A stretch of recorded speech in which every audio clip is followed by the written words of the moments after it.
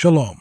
I'm Rabbi David, and today I'm going to teach you how to train your mind to attract unlimited wealth, not by wishing, not by hoping, but by rewiring your consciousness according to principles that are 3,000 years old.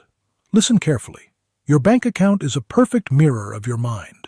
Show me how you think, and I will show you exactly how much money you have.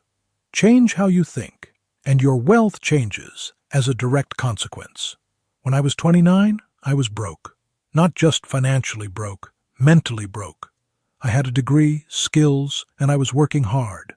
But I was stuck at $40,000 a year, stressed and angry. I went to my Rebbe and asked, "Why am I struggling while people who don't care about God are becoming millionaires?" He said, "David, God told Moses, 'I am.'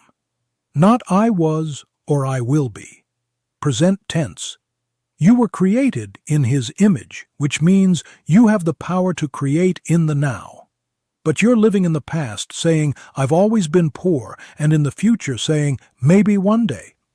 You're never in the now, where all creation happens." He continued, "Your mind is like the Holy of Holies.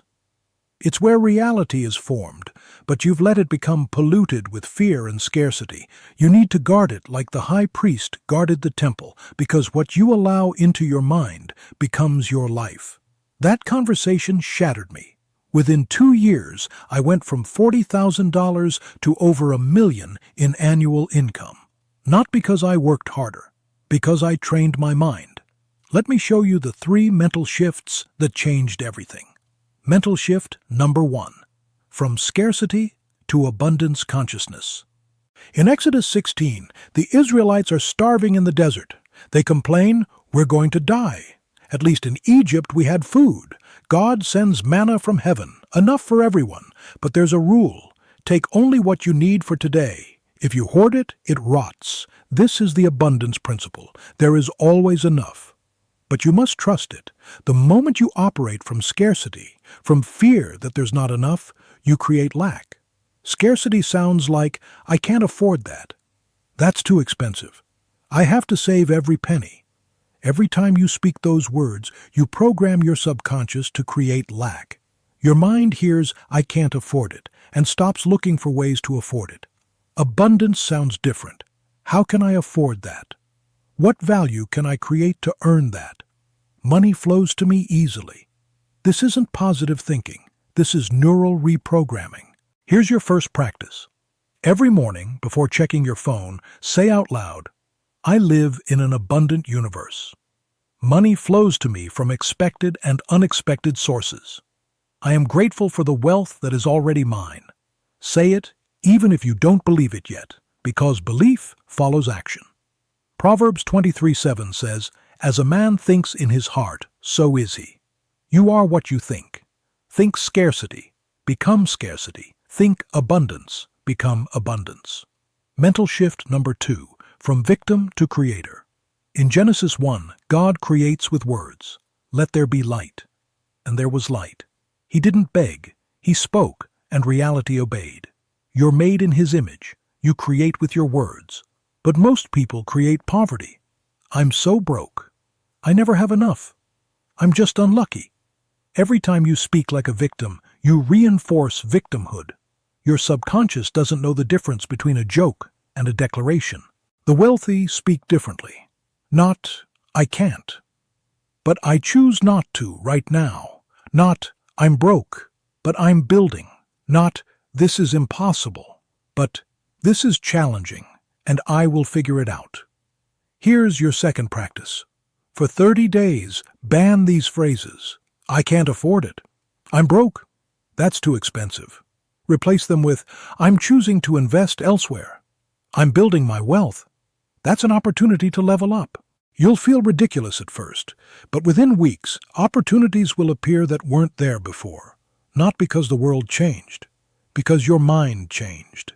Deuteronomy 30:19 says, "Choose life." You have a choice. Every moment, every thought, every word. Choose creation. Choose power. Mental shift number 3. From consumption to contribution. Abraham became extraordinarily wealthy. Why? Because he was obsessed with giving. Genesis 18 tells us he sat at his tent looking for travelers to serve. He pursued opportunities to give. Giving shifts your identity. When you give, you tell your subconscious, I have more than enough. I am abundant. The broke mindset says, once I have enough, then I'll give. The wealth mindset says, I give now, because giving creates the consciousness of having. The Talmud says, Aser bishvil shetitashir. Give tithes so that you may become wealthy. This is spiritual law. I started giving 10% when I had $847 in my bank account. It hurt, but I did it. Within 30 days, I received an unexpected check for $1,200. Coincidence? Maybe. But it kept happening. Here's your third practice. Give something every single day. A compliment. Your time, knowledge, a smile. Train your mind to be a giver, not a taker. And once a month, give money. Even $5. The amount doesn't matter. The act of giving rewires your brain to believe you are abundant. Now let me add 2 critical practices that amplify everything. Practice 4. Guard your mind ruthlessly. Proverbs 4:23 says, Guard your heart above all else, for from it flow the springs of life. In Hebrew, heart means mind. The average person checks their phone 150 times a day. They scroll for hours.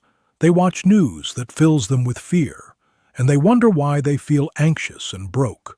Your mind is your most valuable asset. The wealthy curate their inputs like a museum curator selects art. For 30 days, eliminate all news, gossip, and negative social media. Replace it with books and content from people who have what you want. Every morning, spend 30 minutes feeding your mind with wealth consciousness. Every evening, 15 minutes in silence. Visualize your future. Reprogram your subconscious before sleep. Practice 5. Move from hoping to knowing. Hope is weak. Hope says, maybe it'll work out. Knowing is power. Knowing says, it is already done. Mark 11:24 says, whatever you ask in prayer, believe that you have received it, and it will be yours. Not will receive. Have received. Past tense. When I built my first business, I had no clients, no revenue, but every morning I said, thank you, God, for my $1 million business. Not, please give me. Thank you, as if it already existed. People thought I was delusional, but I wasn't hoping. I was knowing. Within 18 months, it manifested. Write down your financial goal. Not I want to make, but I am so grateful now that I earn. Present tense. Read it every morning and night. Feel the gratitude as if it's already true.